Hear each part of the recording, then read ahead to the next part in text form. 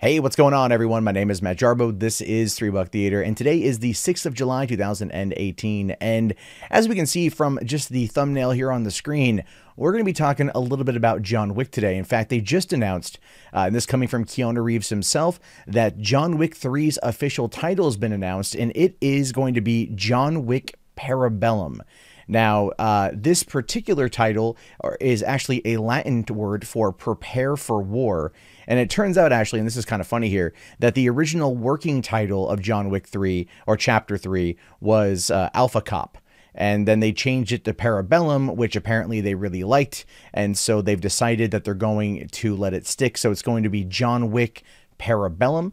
However, I'm not entirely too sure if that means it's gonna be John Wick Chapter 3 Parabellum, or just John Wick 3 Parabellum, or probably just John Wick Parabellum. But Keanu Reeves himself here did give a little bit more information by saying, prepare for war. It's part of that famous sentence, si vis pacem parabellum, which translates, if you want peace, prepare for war.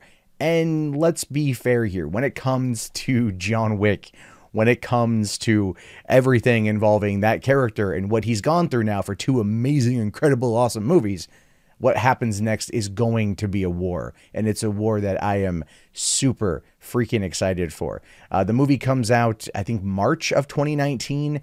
And that feels like so long. It feels like such a long time. Never mind the fact that John Wick Chapter 1, the first movie, came out in the fall, October of 2014. And it wasn't until February 2017 that we got the third movie, or got the second movie. Now, I will fully admit, I didn't see John Wick in theaters. I bought the Blu-ray when it came out because I wanted to support the film, but I actually never ended up opening it until February 2017 because I wanted to check it out before the second movie came out, and I was legitimately mad at myself for not having to go see it sooner.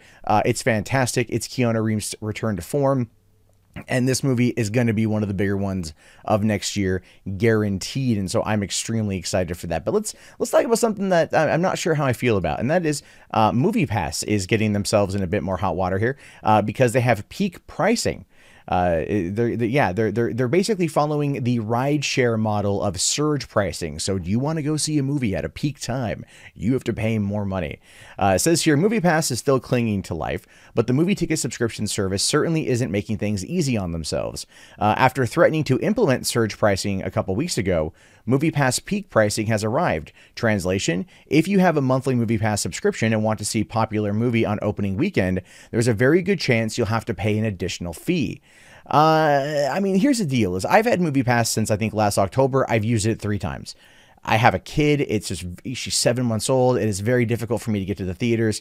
So I understand trying to what would bring them to this conclusion, why they feel it would be best for them to implement this type of surge pricing.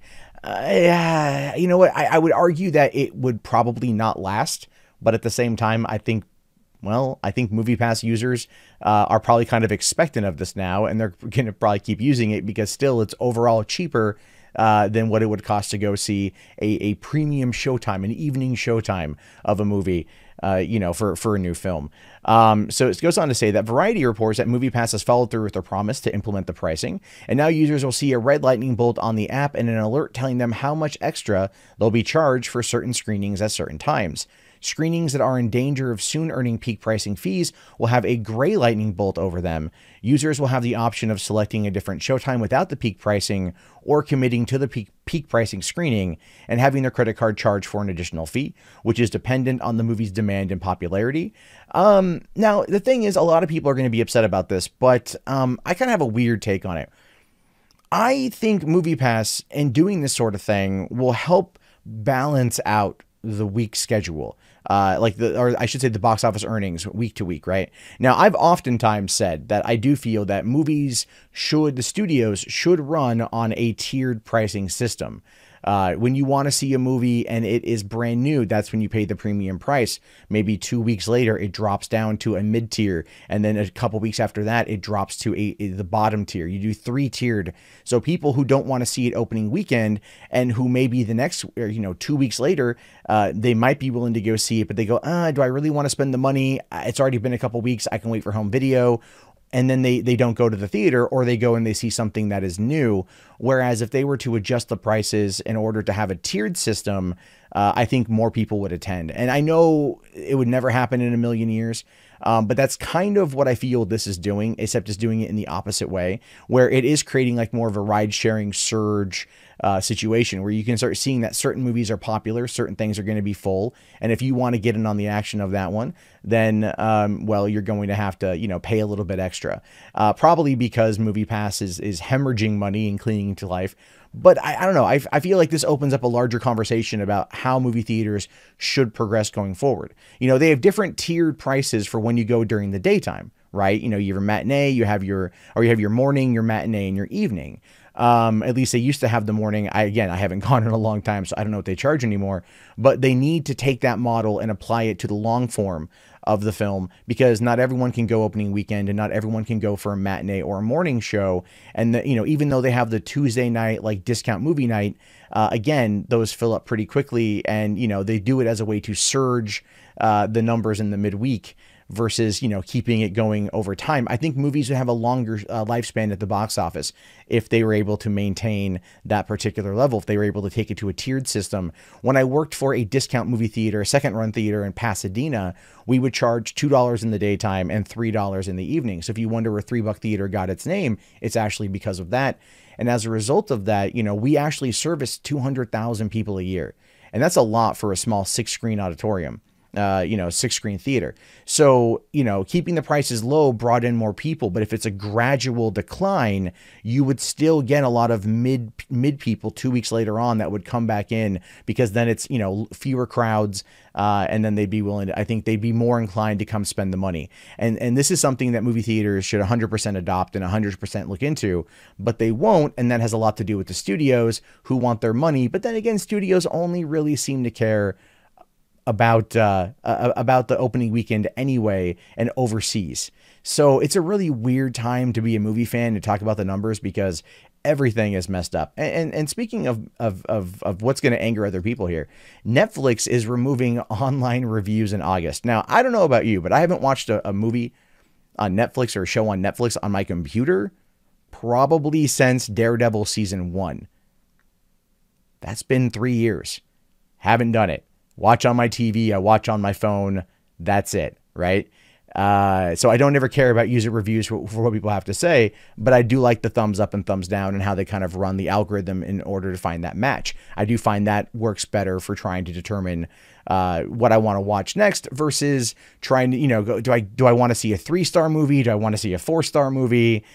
You know, things like that. But it says here, Netflix is removing a desktop-only feature that allows subscribers to write and read reviews of TV shows and movies on the service. The streaming service began notifying members who used the feature recently that they will no longer be able to write reviews by the end of July. Come August, the reviews will disappear altogether, saying that this feature is only offered on the website and has seen declining usage over time. Yeah, and it's true. It has. It's a totally declining service. No one really reads reviews much anymore. They really don't. I mean, like, look at this from a video game perspective, right? Video game journalists who work for websites, the video game reviewers, when it comes to the actual breakdown of the demographics, account for a very, very, very small amount of sales being made over those particular reviews. Whereas people like myself who talk for a living about these sort of things, we actually have a greater impact on reviews. People tend to trust us more, or they tend to just pay attention more. It just translates to more sales. You can understand why this is the thing. People aren't really going to go to Netflix.com to look to see what the review is of, you know, a Christmas Prince. You know, no, they're going to go and see, well, it's a Christmas movie. It's got thumbs up for me. Okay, cool. I'm just going to roll with it. And I think that that's probably for the best. Keeping it simple is what Netflix is going to be striving to do constantly. Getting rid of the reviews is probably just the next step of that. And again, I think it's entirely fine. If you find I have a question though, if you find yourself upset at this in any way, when was the last time you went there, and like how often do you use it? And if it's less than, let's say, 5 times in a year, then you're probably not going to miss it at all. So I just want you to kind of like think of it from that perspective to see where I'm coming from. And again, if you do, and it's something that you rely on, then There's always, Rotten Tomatoes, which is its own issue. There's IMDb, and there's always forums talking about movies where you can get a better perspective. So there's always alternatives than just Netflix. But that's what's going on with that one. And this one's kind of funny, because this one's getting a lot of love right now. Marvel fans made an all-female movie poster, and it's awesome. Now, this has been a big push for people who love the MCU, especially with Ant-Man and the Wasp opening today. The Wasp being the first female character that's in a title, and Evangeline Lilly has been making all the rounds talking about this. And so somebody decided to put this together. All the women in the Marvel films. Obviously, you have Black Widow, Gamora, Scarlet Witch. One lady here from Black Panther, whose name's Okoye. Is it Okoye? Is that who it is? Clearly you've got Nebula, you've got Valkyrie, the Wasp here, and then Captain Marvel and stuff. And they clearly are putting Captain Marvel front and center. That's where your eye draws, as to on this particular poster. And the reason why, as we know, is Marvel is pushing for Captain Marvel to be the face of the next 10 years of the MCU. And that is one that should be really interesting in and of itself, because I don't know how well it's going to do ultimately. I don't know how well Captain Marvel is going to fare in regards to the in regards to this. I have no idea. If people are going to accept her, if people aren't going to accept her. I don't know if there's an Easter egg at the end of Ant-Man and the Wasp. I'm going to see the movie hopefully tonight, so I'll be able to find out more there. But this shows you that a lot of fans want like a female-led Avengers film, and I have a feeling that Kevin Feige is working on something like this. And that's going to be something we'll learn about here pretty soon. And that's actually leading into the last story tonight, which is Margot Robbie confirms that Bird of Prey start date is going to be shooting in January of 2019. Now, the reason why it ties in with the last story, obviously, is because the Birds of Prey is going to be the female-led DC film, and Marvel just did on their 20th movie a female character in the title. So there's that as well. I think DC's beaten Marvel to the punch on this one, even though it's like they're on their 5th movie, they're coming out with their 6th movie later on this year, and Marvel's on their 20th. Obviously Marvel's got a better play, but at the same time, what we're seeing here is, clearly they're beating Marvel to that, which might actually work for DC in the long run. Of course, Wonder Woman Patty Jenkins is going to be coming out next year. And then the movie last year did very well. So it should be interesting to see what happens, to see if Marvel in any way comes back to this one. But when it comes to Bird of Prey, I'm a little concerned. To be honest with you, I'm a little concerned because it says here that in the original comics lore, Bird of Prey are an international crime-fighting team featuring heroines like Oracle, which we haven't introduced Batgirl yet, so I'm pretty sure they're going to forego Oracle for Batgirl, Black Canary, and the Huntress. The current comic book team lineup is Black Canary, Huntress, and Lady Blackhawk, along with Hawk and Dove. So it's very interesting to see that they're adding in Margot Robbie to this one. Again, we've heard Catwoman and Poison Ivy as potentials being involved.